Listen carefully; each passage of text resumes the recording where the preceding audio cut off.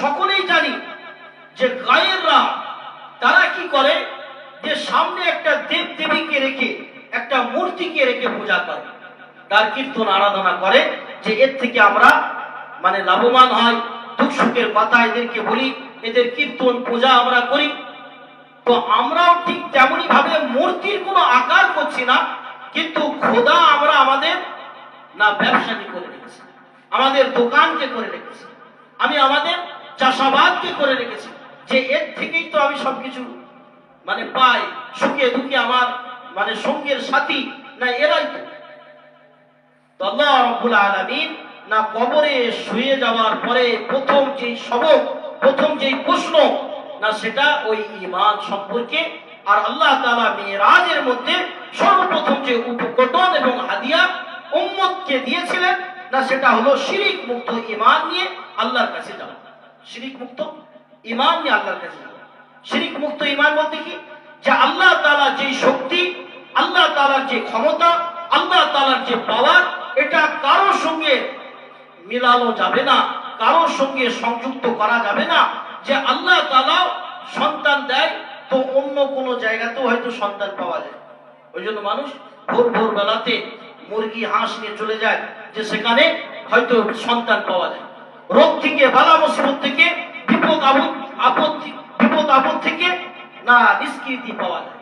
এই আকীদা যদি কারোর হয়ে যায়, তো সে ভ্রান্তর মধ্যে আছে, সে শিরিক মুক্ত ঈমান নিয়ে আল্লাহর কাছে যেতে পারবে। যে শুধুমাত্র আল্লাহ তাআলা সমস্ত শক্তির মালিক, আন্নাল কুওয়াতা লিল্লাহি জামিয়া, যে সমস্ত শক্তির আধার শুধু আল্লাহ তাআলা।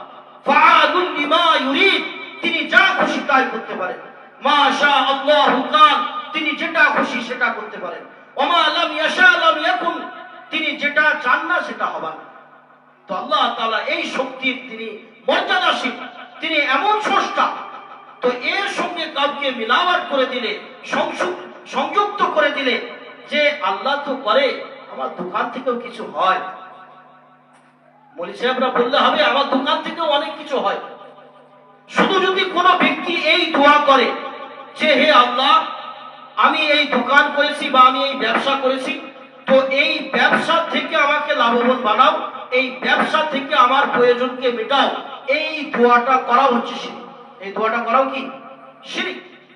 যে কেউ দোকান করেছে, কেউ গাড়ি কিনেছে, ব্যবসায়ী গাড়ি কিনেছে, তো আল্লাহর কাছে দোয়া করছে যে হে আল্লাহ, এই গাড়ি থেকে আমাকে রুজি দান করো, এই দোকান থেকে আমাকে রুজি দান করো, এই চাষ থেকে আমাকে রুজি দান করো। এই দোয়াটা করাও হচ্ছে শিরক। এই দোয়াটা করাও কি শিরক। আল্লাহ তাআলা কি এত দুর্বল যে রিজিক দেওয়ার জন্য দোকানের মহতাজ? যাদের দোকান নেই তারা কি রিজিক পায় না? যাদের চাষ নেই তারা কি রিজিক পায় না? যাদের গাড়ি নেই তারা কি রিজিক পায় না? তো যেমন দেব দেবীকে সামনে রেখে গায়েররা তারা ওই প্রার্থনা, কীর্তন, গুণগান জপে, যে তুমি আমাদের এই করো ওই করো। তো মানুষ মূর্তি আকার না করে, কিন্তু মূর্তির আকারে তার দোকানকে, তার ব্যবসাকে, তার গাড়িকে, তার চাষাবাদকে বসে রেখেছে। না এই দোয়া করতে পারো যে হে আল্লাহ, তুমি আমার ব্যবসাতে, দোকানে, আমার কাজ কারবারে বরকত দান করো, এই দোয়া করতে পারো। কিন্তু দোকান থেকে রিজিক দান করো। আল্লাহ তাআলা রিজিক দেওয়ার জন্য দোকানের মহতাজ নন, তিনি দোকানের মুখাপেক্ষী নন। আল্লাহ তাআলা রিজিক দেওয়ার জন্য চাষাবাদের মহতাজ নন, তার মুখাপেক্ষী নন। আল্লাহ তাআলা চাইলে তিনি সবকিছু ছাড়াই সবকিছু দিতে পারেন, সবকিছু ছাড়াই সবকিছু দিতে পারেন। হযরত আদম আলাইহিস সালাতু ওয়াস সালামের না বাপ ছিল না মা ছিল, আল্লাহ তাআলা তাকে সৃষ্টি করেছেন। হযরত ঈসা আলাইহিস সালাতু ওয়াস সালামকে বিনা বাপে আল্লাহ তাআলা জন্ম দিয়েছেন। তো আল্লাহ তাআলা সন্তান না এইভাবেও দিতে পারেন, নাও দিতে পারেন, ছেলেও দিতে পারেন, মেয়েও দিতে পারেন। তো সমস্ত শক্তির মালিক কার? সমস্ত শক্তির মালিক কে? না, সমস্ত শক্তির মালিক হচ্ছেন আল্লাহ। তো মেরাজের দিনকে আল্লাহ নবীকে উপকরণ এবং হাদিয়া স্বরূপ সর্বপ্রথম যেটা দিয়েছিলেন, যে তোমার উম্মতকে বলে দেবে তারা যেন শিরিক মুক্ত ঈমান নিয়ে আমার কাছে হাজির হয়, শিরিক মুক্ত। আর দু নম্বর হলো নামাজ। আর 3 নম্বর সূরা বাকারার ওই শেষ কয়েকটি আয়াত।